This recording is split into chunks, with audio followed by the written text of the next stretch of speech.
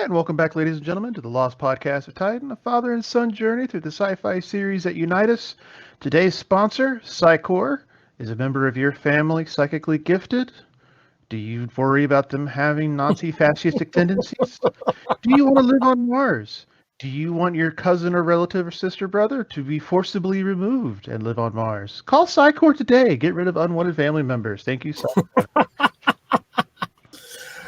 A few things I wanted to talk about before getting into the episode, and the first is a confession that Okay. Wait. What episode? What episode are we watching? we are watching.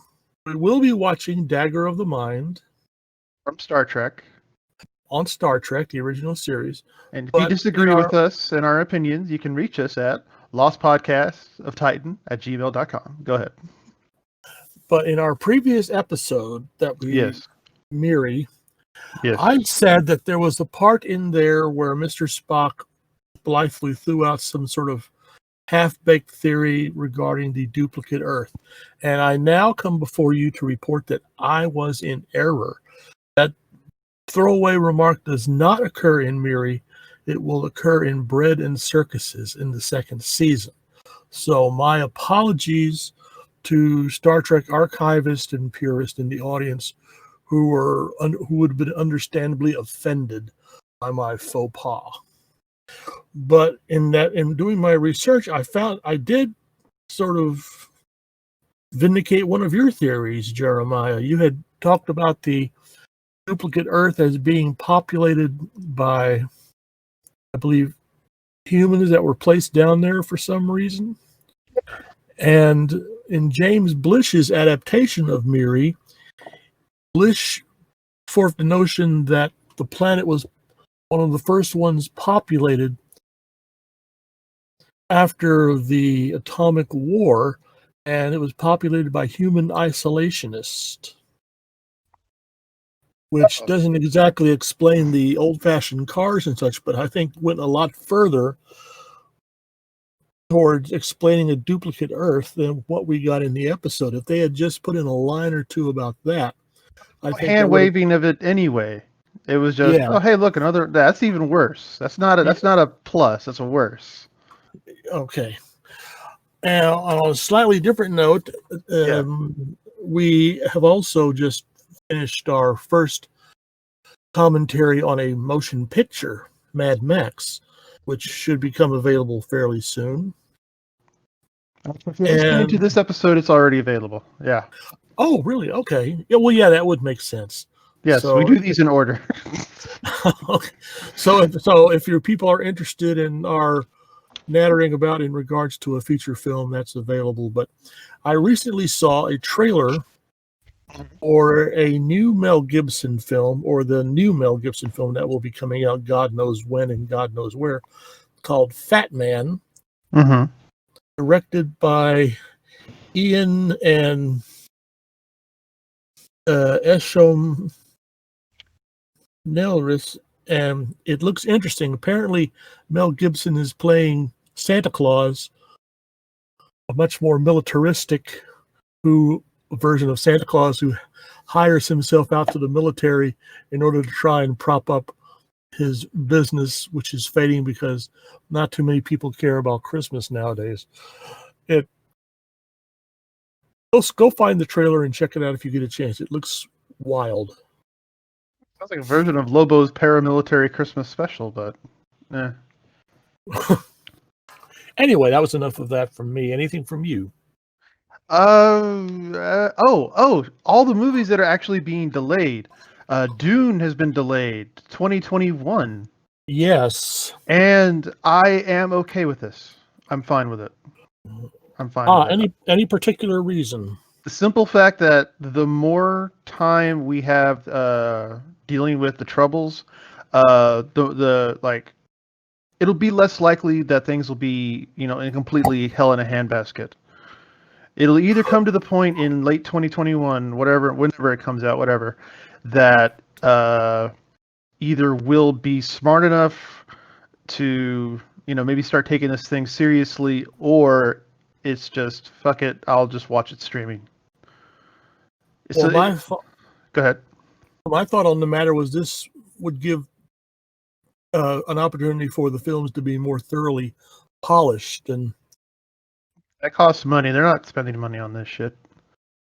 There's not a single movie studio right now that has the money to do anything at all. Period. Well, hope springs eternal.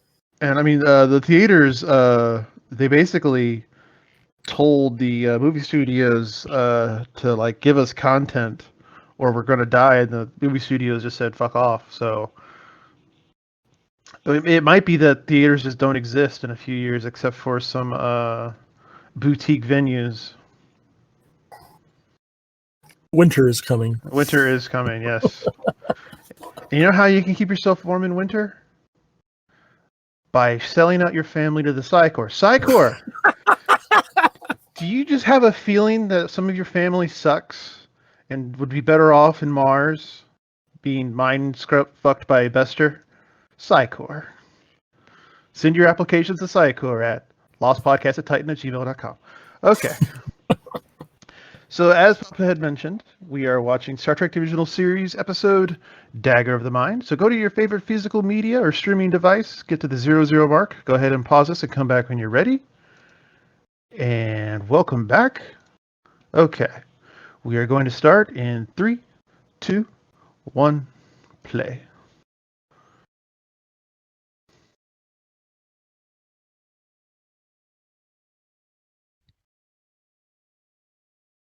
Gosh, an infrasensory. Wait, what?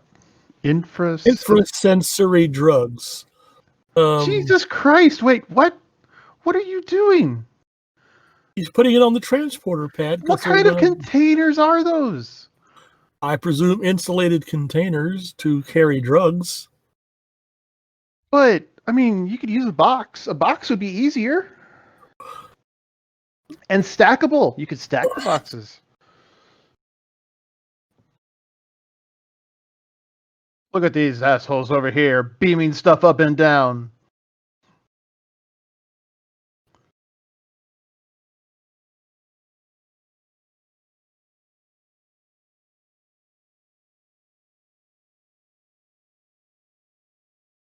It's got to be embarrassing.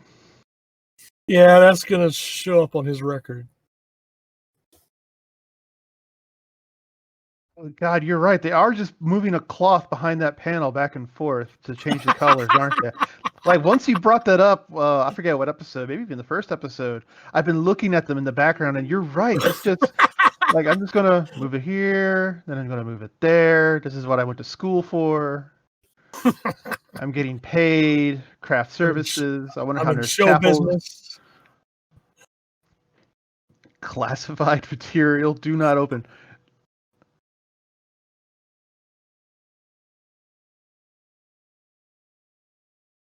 Yes, sir.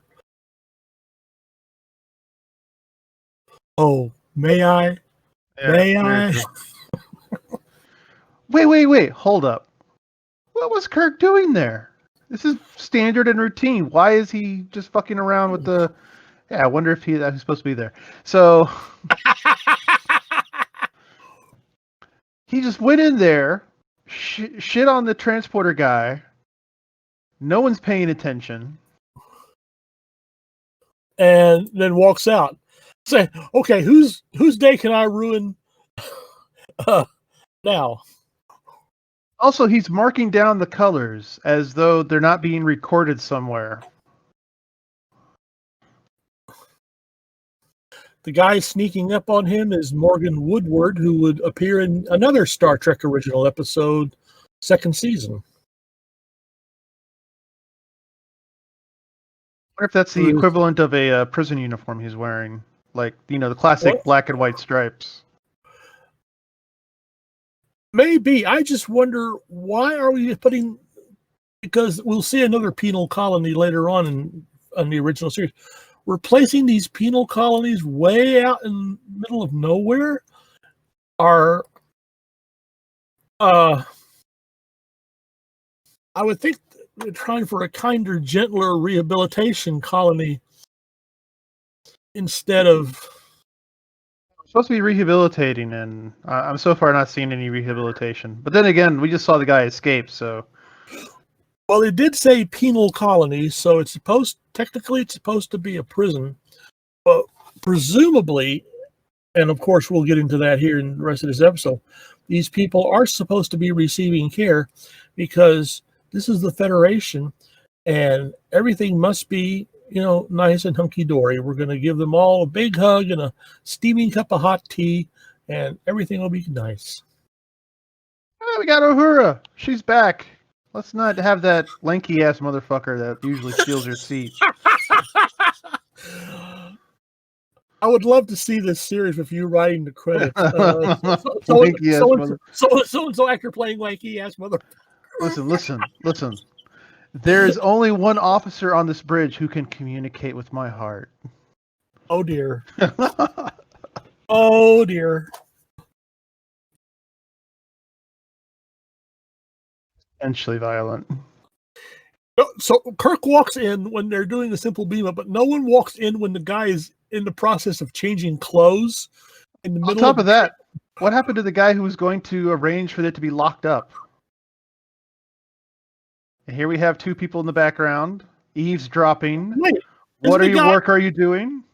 The red shirt on the left, wasn't he the transporter officer who messed up the security procedure? I don't think so. I know what you're saying, but I don't think it's the same guy.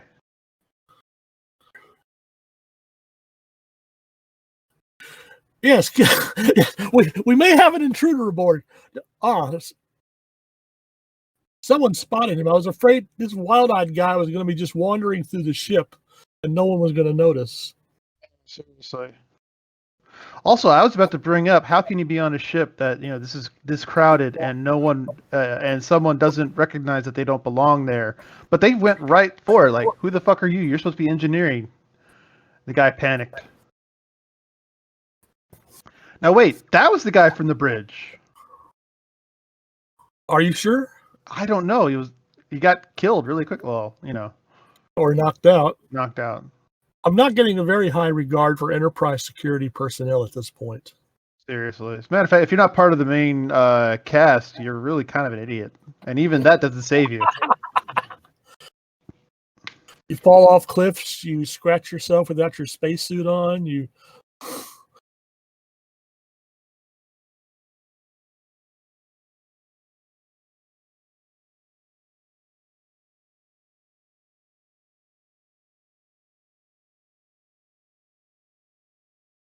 Holy crap, they actually...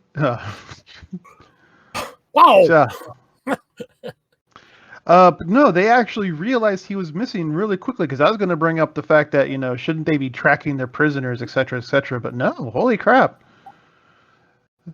So far, this is a better written episode than the last one. Well, that doesn't really, okay. Damning with faint praise here. Yeah.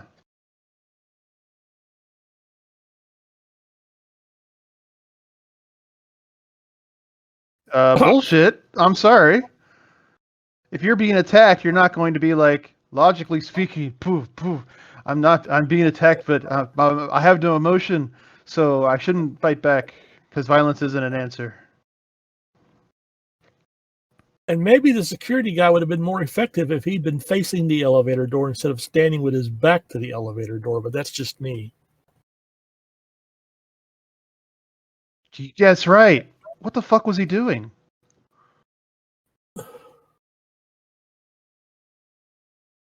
Well, you were on an asylum.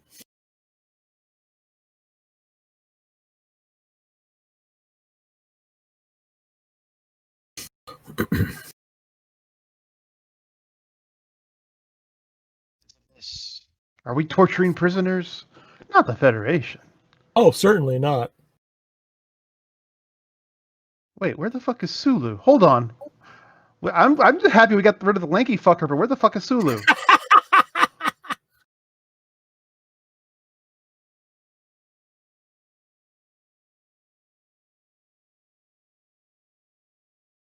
Neck pinch, neck pinch, neck pinch. We've already seen how, like, destroying the control panel doesn't really, keep it from functioning. They Originally in the series, they had a scene where Spock solves a problem by just punching the guy out. But then Nimoy, I believe, and the others said, no, a Vulcan wouldn't actually have to resort to physical violence.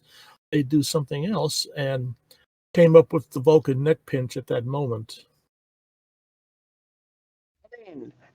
It's awesome. It's a great concept. I know, also became very visual. Although I don't like how everything is susceptible to Vulcan neck pinch. Like, I could understand how a Vulcan would understand and train how to do it to humans, Romulans, etc., etc., the big name species. But later on, in the series or even this particular series, he'll start Vulcan neck pinching every goddamn thing that he just ran across, and it'll be the right nerve cluster to hit. Well, it wouldn't work on androids, but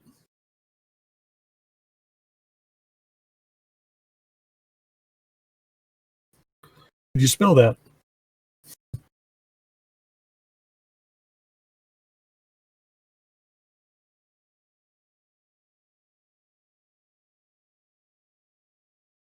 It's a miss.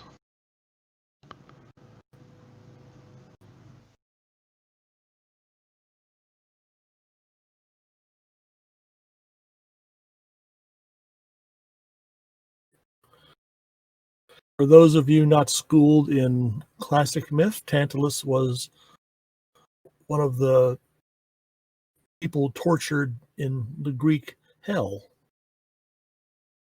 Their colony after that. It is from the word Tantalus that we get the term tantalizing. Hold on. They named their colony after that. Yes. What the fuck is this bullshit? That's not a red flag? I mean, being the Federation and all, you would think they would name a penal colony, something like Happy Acres. Or Sweet Meadows? Sweet Meadows, yes. Oh, not at all.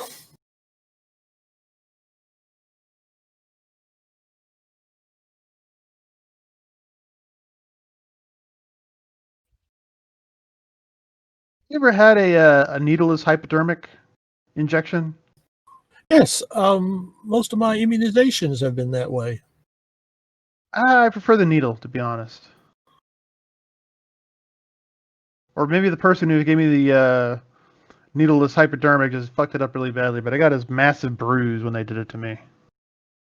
Accidents do occur.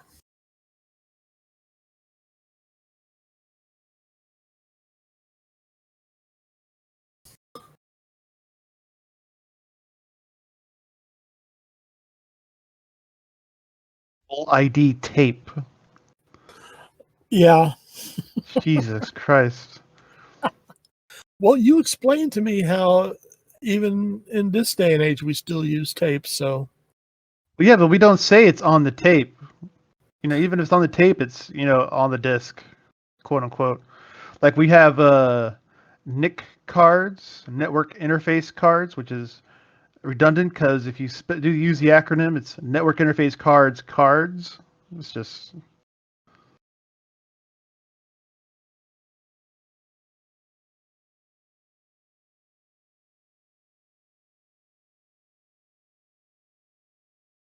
Oh, now they're concerned. Yeah, seriously.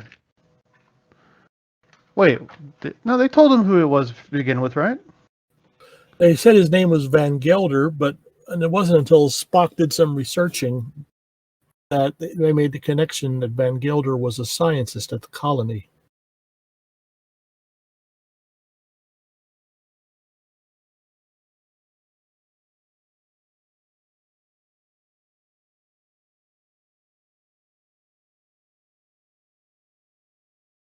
What's going on? Bones has conflicting information.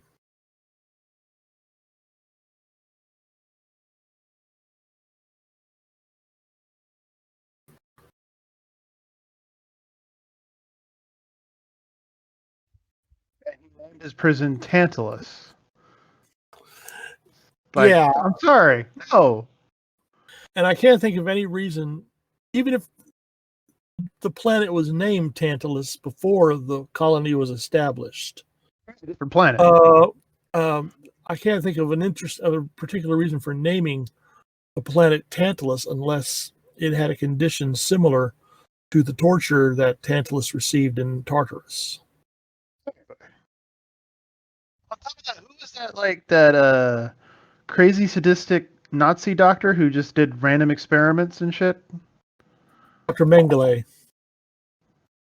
Yeah, like, he advanced medical science, immeasurably, Yeah, but but we don't revere his ass. Oh, I once had someone trying to convince me of points like that regardless of how evil the Nazis were, they advanced various fields of science. And I'm sorry, I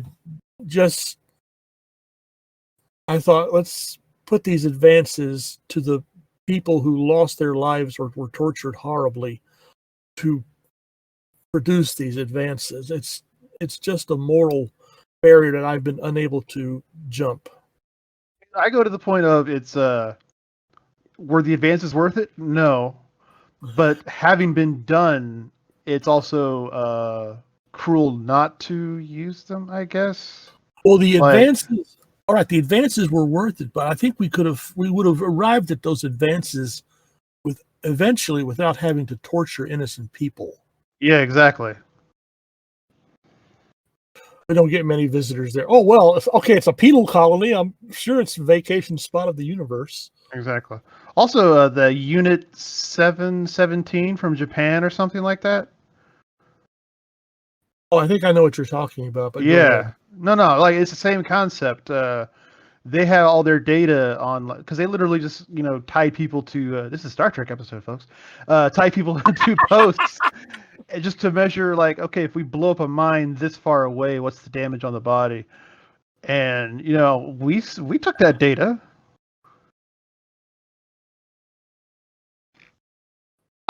Yeah, and more than one person has complained, with perhaps some justification, that yes, our country did put men on the moon, but that achievement was built on the backs of slave labor during World War II. Also, discrimination as well, racial prejudice because of the math magicians they used. It's like a cadre of black women or something like that. There's a movie I kept wanting to watch about it. Your mother would know. That's one of her favorite movies, and I know which one you're talking about as well. Yeah. Well, we had to get to the moon. I mean, we can't have the Russians get on the moon. I mean, just imagine the Russians on the moon. Yeah. Well, that's how the space program was sold in the beginning. Well, yeah. We can't have vodka on the moon. It has to be an American beer. God here damn. we are. Okay, all right. Okay. I made my point. I see what you meant about her. Yeah, most beautiful woman in the original series, possibly in the whole Star Trek franchise. I still like Andrea from What a Little Girl's Made of. Yeah.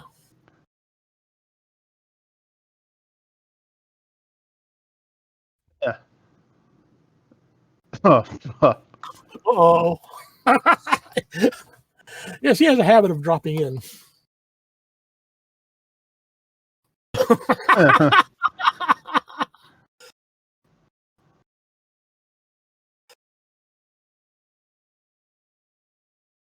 I think she's checking out rather nice so far, but that's just my opinion.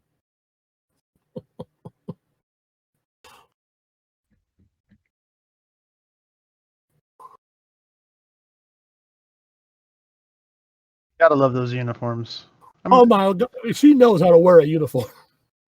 And it's a pity they went away in the Next Generation, but I also understand that, this can only go so far as an official unit. Like, goddamn, it doesn't even go far enough to cover her that lovely ass. I know it.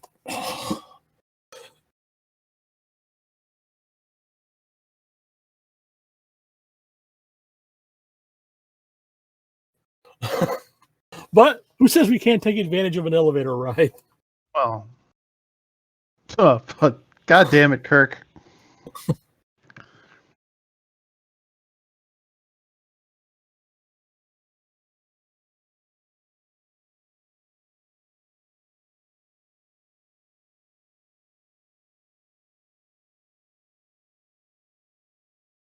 James Gregory, one of the busiest people in show business, movies, television, episodes, series. Huh. He was one of those guys who was never not working, actually.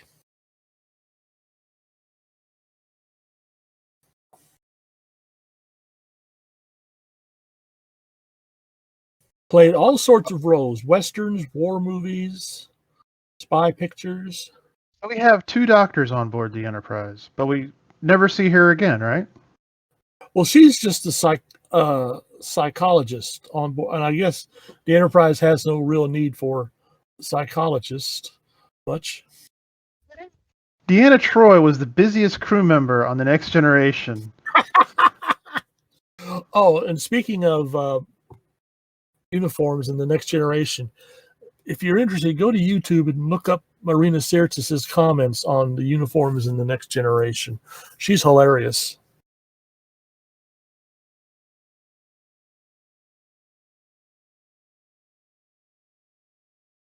Wait, holy crap. Is something wrong with her eye?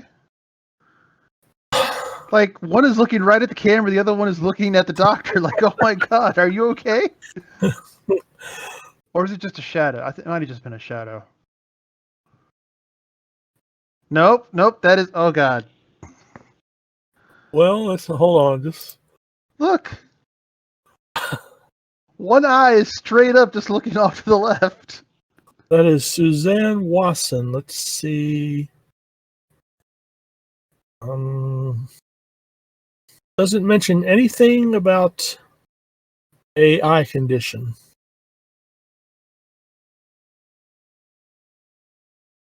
Memory pattern?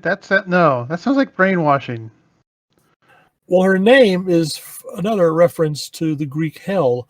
The river of Lethe was the river of forgetfulness. Human souls took a drink from Lethe, erasing their memories before they were sent back up for rebirth. Only it's when it's in the close-up. Yeah. Ah, so someone. No, go ahead. Go ahead. Maybe she looks like she's wearing a bad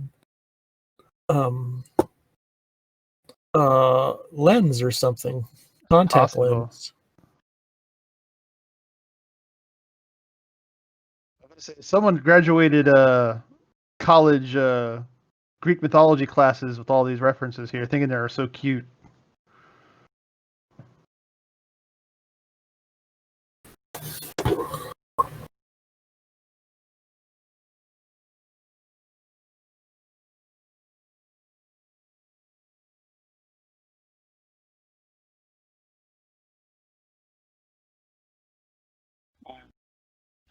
And I would think that she would be curious.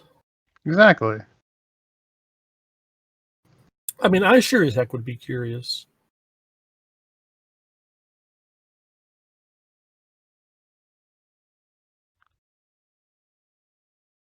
I realized something. We're about 11 episodes in? Let's see. Season okay, yeah. So 10 episodes in. We haven't seen the Enterprise fire a shot in anger at this entire time.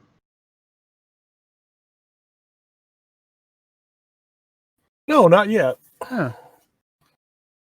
That'd be amazing. I'd imagine the producers would be, this is supposed to be the wagon train to the stars. You got to have the Indians attack. You got to circle the wagons, I should point out in defense that phaser fire and animation such as that was expensive. So that's why whenever you saw in the original versions of these episodes, phaser fire and such from the Enterprise was stock footage. It was always the same angle of phaser fire being shown.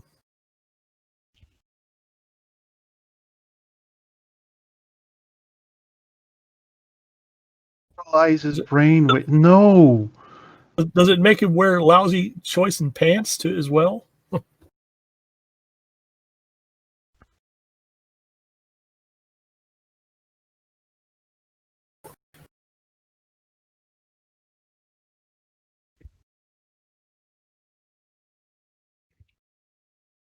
Neutralizing brainwaves is a better solution? No. What the fuck kind of bullshit is this?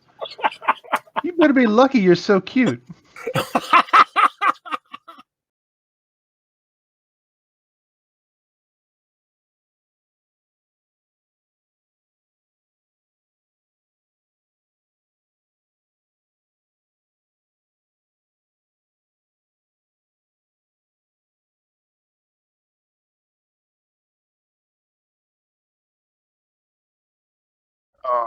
What?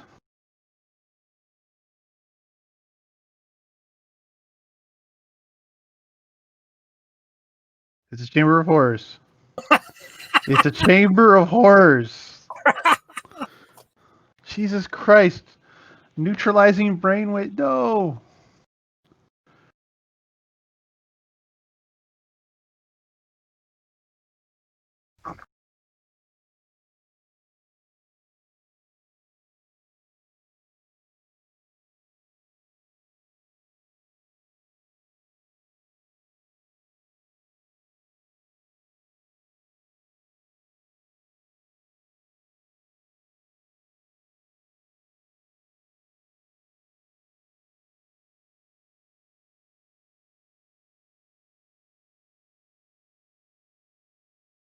Actually, this reminds me of oh,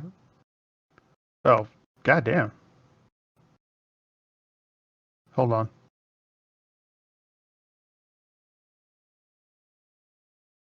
beginning to think this isn't on the up and up. But Nothing gets past you, I've noticed.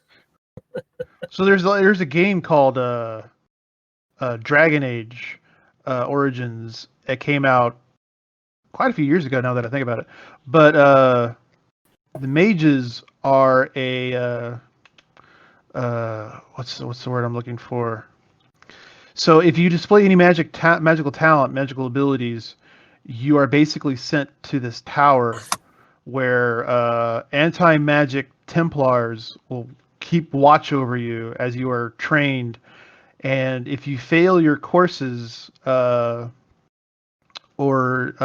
they feel it necessary, they will basically just lobotomize you and make you a servant of the tower.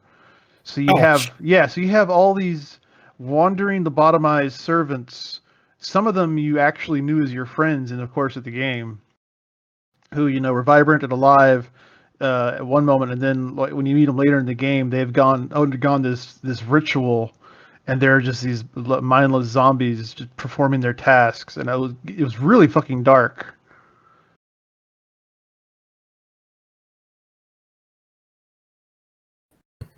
Yes.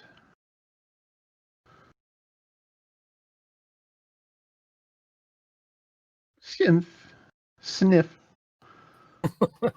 pout.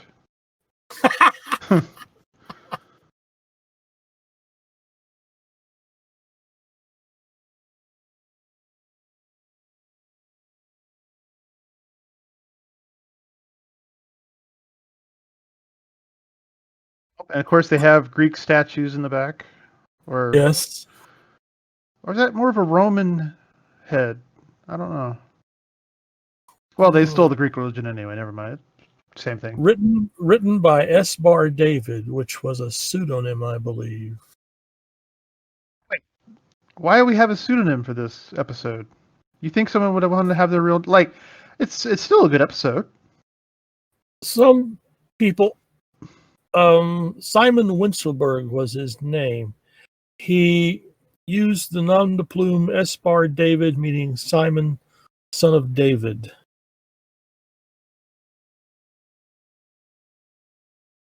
Interestingly enough, considering all our earlier discussion on Nazi research, his family were forced to flee Germany due to the Nazis.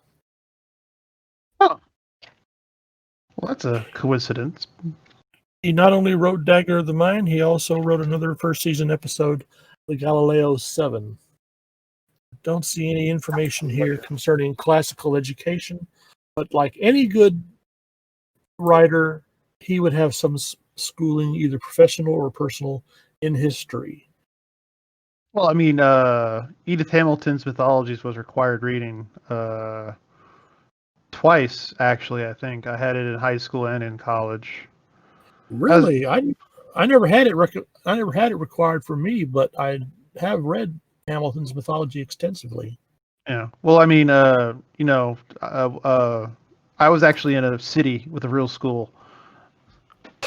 So was I in elementary school, and that's when I first came across Hamilton. So, interestingly enough, my high school had Hitler's Mein Kampf on its library shelf. Well, actually, I'm not surprised. I'm fairly certain that actually is also in my school. But I was actually surprised what I could find in my library, like in middle school and high school. Like Edith Hamilton's Mythologies has a direct passage. I remember it because I was rather shocked. But there was a scene. It was a banquet scene, and one of the lines was, "And food was served and entertainment provided by topless dancing girls," and I'm like, huh. You were raised in the wrong century. I was raised in the wrong goddamn century. The fuck is this shit? But it disappointed me because that meant that none of the assholes who would normally be offended even bothered reading the stuff they would put in the library. Because that should have been quote unquote censored. I would be surprised if a librarian has read everything in a particular library. I don't think the librarians are normally the ones trying to censor shit. It's usually the PTA. Right. This, by the way, is our first example of the Vulcan mind meld.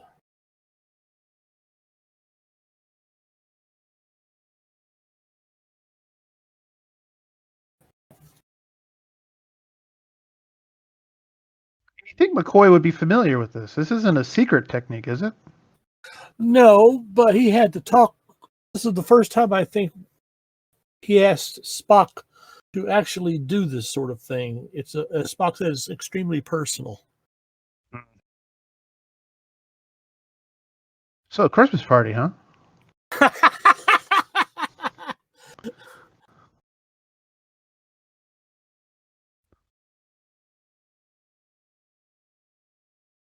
Just a bit. Yes, I am.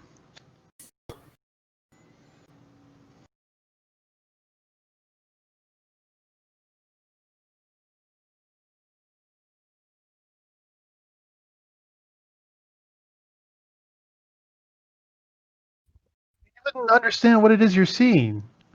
Like, I mean, it's suspicious as hell, but just... Dr. Adams must be one of her heroes because he's a big noise in the rehabilitation field. Yeah, but she slept with Captain Kirk at the Christmas party. You think she would be all over him instead? I mean, this is usually how it works. Where's the old Kirk charm?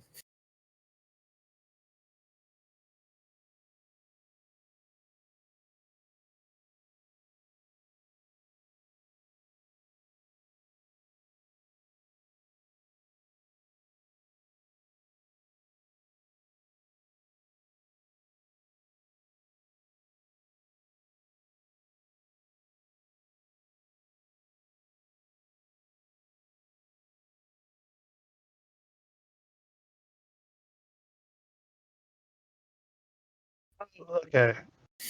Pardon? I'm not trying. I always try to figure out how the Vulcan mind meld is actually supposed to work. So, are they telepathic? Vulcans are mildly telepathic. Spock's telepathic abilities are, of course, limited because of his half-human heritage. I've been led to understand that some Vulcans can set up a mind meld without physical contact. Spock, of course, always has to use physical contact. But, of course, you get a better connection if you employ physical contact, especially if you're reading a non-Vulcan mind.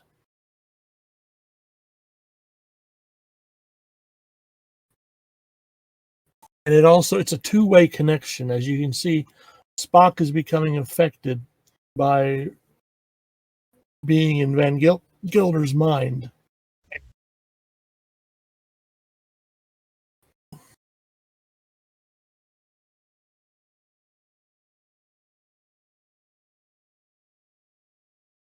Well, that's good.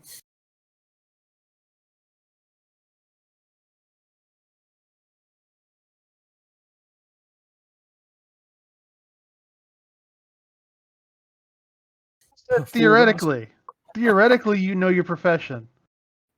Theoretically, you know that's not going to harm him. That's a lot. He's taking a really big. I would have beamed down a security contingent at this point. Yeah. Oh wait, they can't beam it down because it's a security field. You have to study your manual on beaming down the penal colonies, Papa.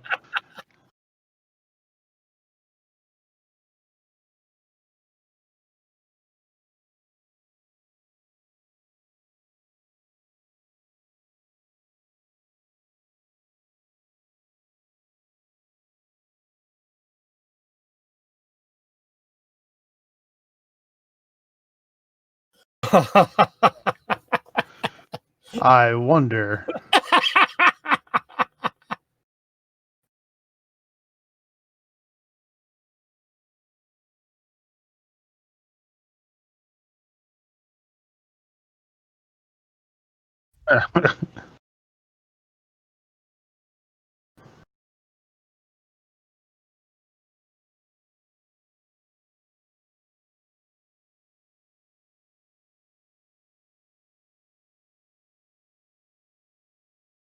Oh, now she's curious.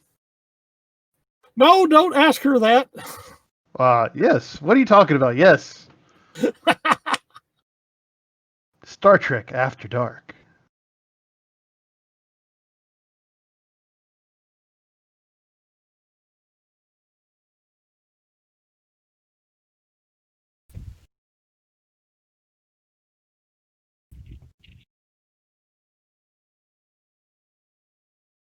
Gee. Well, Dr. Noel. God damn.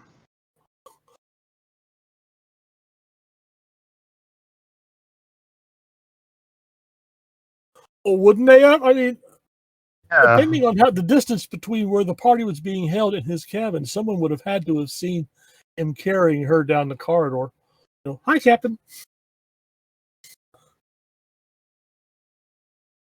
Be different if you cared. Jesus.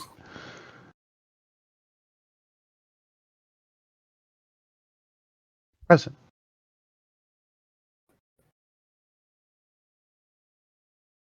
I think more than one person in this story needs to be psychiatrically evaluated, and I think I'm looking at her right now. No, this seems natural. Seems normal. Harmless. It really is. I mean, as fantasies go, like what? That's when Roman Janice should have walked into the room, but she probably didn't think of including that. Well, why would she want Yeoman Janice to walk into the room? No, that is in a real situation. That's when Yeoman Janice would have walked into the room. Oh yes, I have these forms to sign for you, Captain.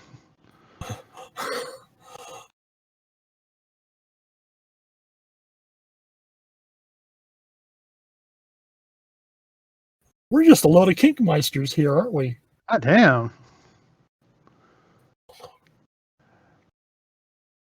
Speaking of episodes that launched 1,000 slash fictions.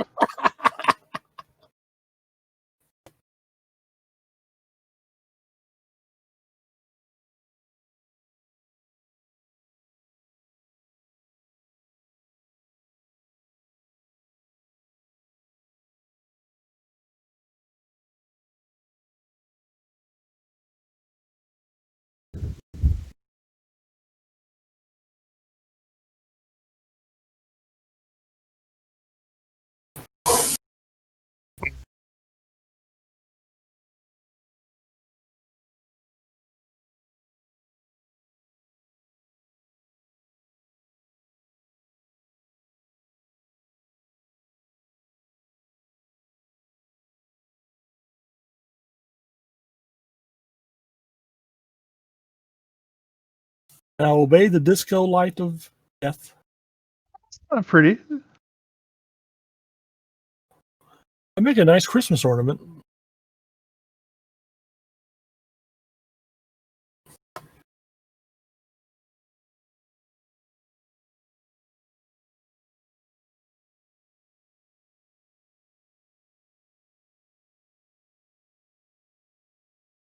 Now I wonder, wouldn't the fact that he's trying to contact the ship register somewhere up on the ship itself?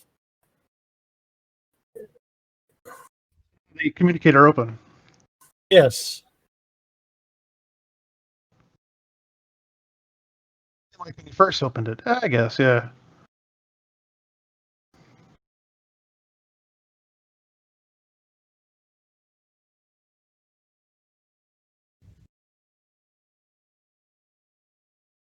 Oh no.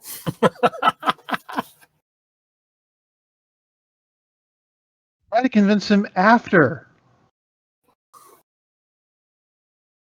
Could they Think of the ratings. Come on now. think of the generations of slash fiction authors yet unborn? We got a Game of Thrones this shit.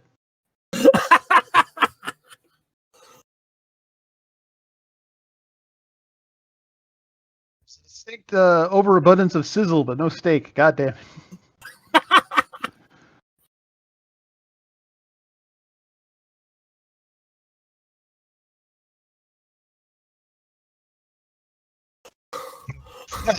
Come on, you're the one who started this fantasy bit.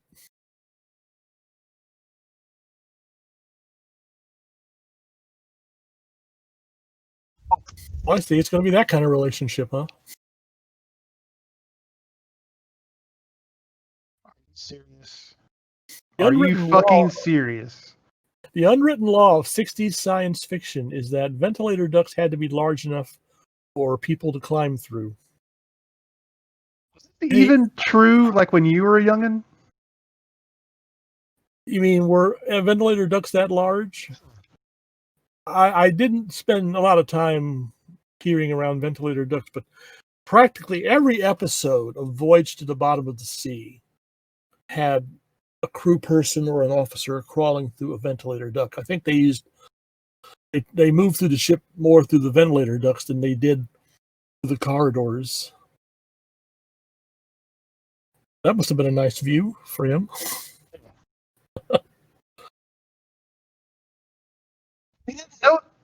What? Like they were just hanging out watching that lovely vision go right into the air duct? Oh, but they're zombies. Oh, that's right. They are, aren't they? Okay, yeah, you're right. Okay.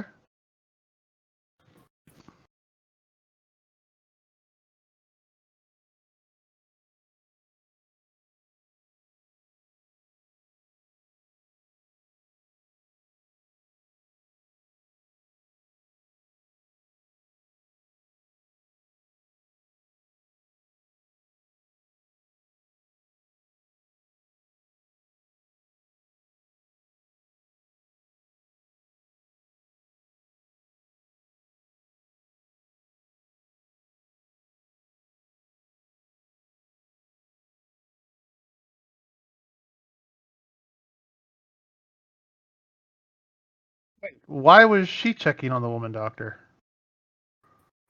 Because Yeoman Janice wasn't there with a load of forms. Oh.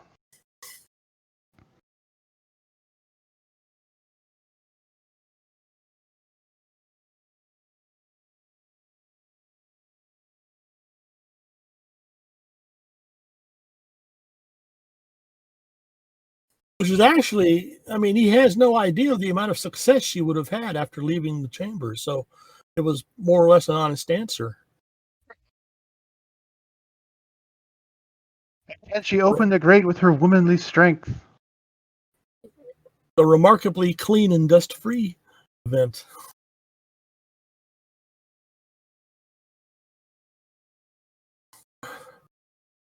I just open and close. If it was me, I'd have to spend like a half hour struggling to get the vent open. It wouldn't be big enough to crawl through.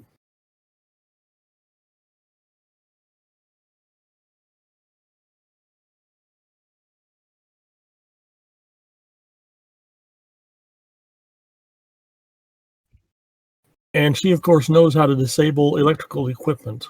It's like Obi-Wan and the Death Star. He knows where to go and how to actually shut down the tractor beam. Well, to give Obi-Wan credit, they did consult the computers to locate the tractor beam They control. located it, but he did all he did was just turn down the power or whatever it is.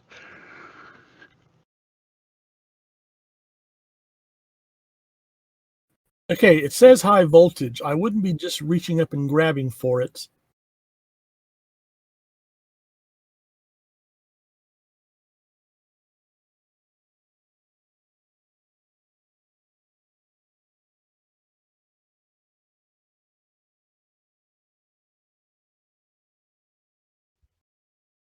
So, there is no switch like that on Earth that would allow itself to be turned off without a whole host of alarms going off at once.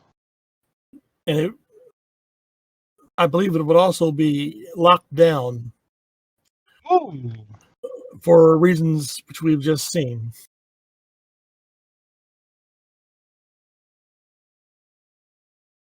There would be another panel somewhere where you have to flip that switch in order for that one to be allowed to be pushed back up.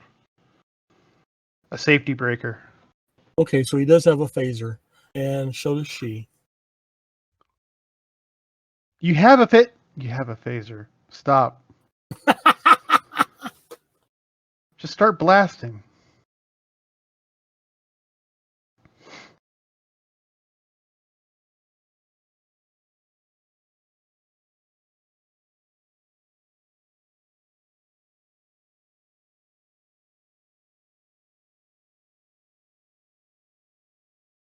Well, that was simple. Damn.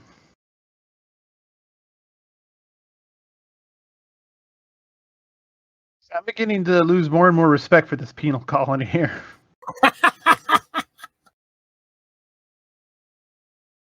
Oh, Spock, you dumbass. What are you doing? What fucking bullshit is this? You logic.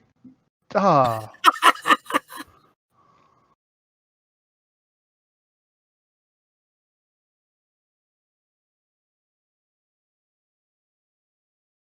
Shoot. Just start blasting. Just pew, pew.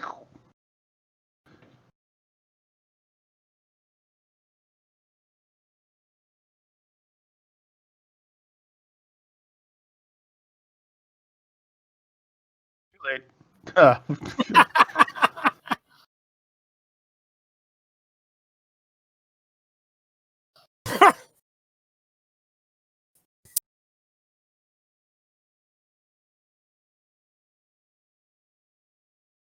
Oh, okay. So they were just beaming down more and more people. All right. Yeah. I can dig it.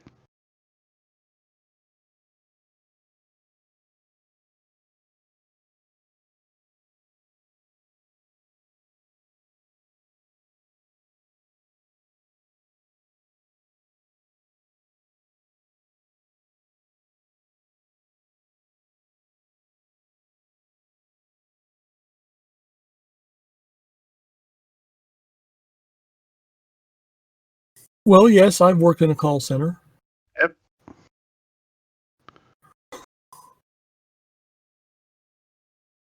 God, that was the closest I ever got to suicide. Was a fucking call center. Oh, For years. Just, oh my god. The job it isn't. makes you wonder how many suicides have occurred among call center employees. Well, which is they're doing studies, and they said that as stress goes, a call center employee is actually on par and sometimes higher than a bomb squad guy. I can believe it.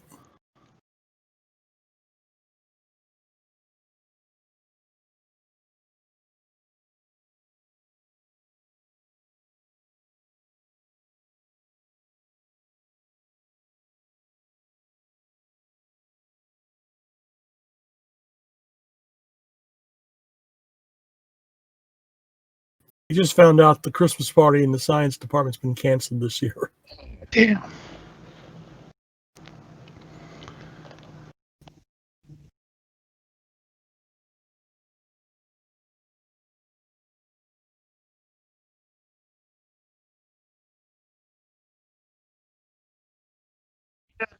The deepness. I don't know if I like the ending really. Low-keyed ending. What were you wanting? A little bit more blood and thunder or something? More of a comeuppance, I guess, maybe. Well, I mean, Van Gelder died of overexposure to that machine. I mean, what exactly are you looking for? Isn't that comeuppance enough? Now, I wanted him to be under the care of the real Van Gelder. Ah. Stop here streaming. There we go. Okay, cool. So what did you think of the episode? I give it a B+. It's not a great episode. It's not a bad episode. It's I don't want to use this derogatorily, but an average episode. Yeah, I'll give it a solid B. It was all right. You can't always have episode. No matter what series, right? You cannot always have episodes, batting them out of the park or ending up in the bottom of the trash dumpster. Yeah. Well, I'm also, as I mentioned earlier, I am surprised and also a little bit impressed at the fact that we were 10 episodes in, and we have yet to have the Enterprise actually engage in any combat. There haven't been any real physical conflicts as part of the main focus, I guess. Like there was the cage where he was fighting the barbarian with the bad teeth, but like other than that, I don't think there was any other instance where it was. Oh wait, where No Man Has Gone Before, I guess he was, fisticuffs with the god. Yes. Then we have what? Enemy Within? No. Mud's Women? No. Beat someone with a styrofoam rock and what a little girl's made of, but that doesn't really count. Well, the Salt Vampire episode had, a lot of phaser action. Oh yeah, it did. I wonder what the Salt Vampire was doing in this episode. Pretending to be a patient of the psychologist of the ship so she has something to do. Working on gathering salt favors for the next Christmas party. Oh, wait a minute. No. She never saw Kirk at the Christmas party. That's why Kirk is so confused and kind of creeped out. It's because it wasn't Kirk. It was actually the Salt Vampire pretending to be Kirk. Yeah. Yeah. What? Oh, the Salt Vampire keeps its form. It keeps its illusion. It's just the thought of those little sucker tentacles. Hey, maybe she's into it. Okay, this is the future. Have to have an open mind. But I am really, really looking forward to our next episode, which is actually one of my favorite episodes. And mine as well, the Corbomite maneuver, yes. Yes, and I even remember the exact conversation that led me to this episode, because I asked you, because you had vast knowledge of all things sci-fi. I was asking, like, what are some of the largest ships ever in sci-fi? And I think you placed this one at the top of the list. And even though like it was the original special effects, so the ship itself wasn't that impressive to look at visually. The way they described it and the way they played it off at the episode was just really grade A, top tier. Oh, and, yes, that's one of the better scenes in the franchise. Yes. And who is the kid? The kid was someone. Corbinite. No, I'm seriously. The kid was is an actor. I think we're giving away a little bit too much here right now, but I think it's okay. I think there's no spoilers. Oh yeah, it's Clint Howard. Yes. Stop your applause, everybody. It's Clint Howard. Goddamn. My man can't get a, oh yeah, Clint Howard. That's great. I'm glad he was in that episode. He's the brother of actor and director Ron Howard, who you might be thinking of. Which is how he gets all. No, that's not who I'm thinking of. I know who Clint Howard is. This is how he gets all his roles. He was only one of 5 actors to appear in both the original series and Star Trek Enterprise. He also appeared in Deep Space Nine and Star Trek Discovery. Wait, hold on. What? Hold on. He was in The Next Generation? Yes. Television. As what? Hold on, let me see. Oh dear. Okay, now I gotta go. Clint Howard. Hold on. Clint Howard, Star Trek: The Next Generation. All right, what do we got? Well, here we go. Clint Howard, Star Trek. Oh wait, Memory Alpha. Fuck the stance. Fuck the official database. Give me the Memory Alpha bullshit. Holy damn! Oh wow. A lot of his look is apparently just like with makeup and some glasses and how he holds himself. Because holy shit, he doesn't look like anything. Oh my god. Here, I'm going to send you this link. Check out Clint Howard. That is not what he fucking looks like in damn near everything I see him in, but I mean, if you can get the job, god damn. Okay, so let's see. He got a lot of job. He's another busy actor. I'm still trying to find. I'm looking at IMDb right now. I sent you the link in Discord. Oh. Yeah. Well, I don't want to go to Discord without risk losing you. No, you won't. Yeah, we're on Discord, so just you can look at the text channel and type while it's still being the voice channel. It's just that the voice channel is the only one you're actually talking in. Okay. Oh, okay. Yeah, that's the picture I saw. Yeah, okay. But no, apparently he was not in The Next Generation. He goes original series, and he goes DS9. What the fuck is ENT? Enterprise. Oh. Star Trek Enterprise. Is that one of the ones after Voyager? I keep hearing rumors there were a Star Trek series after Voyager. That was one of them. I keep looking.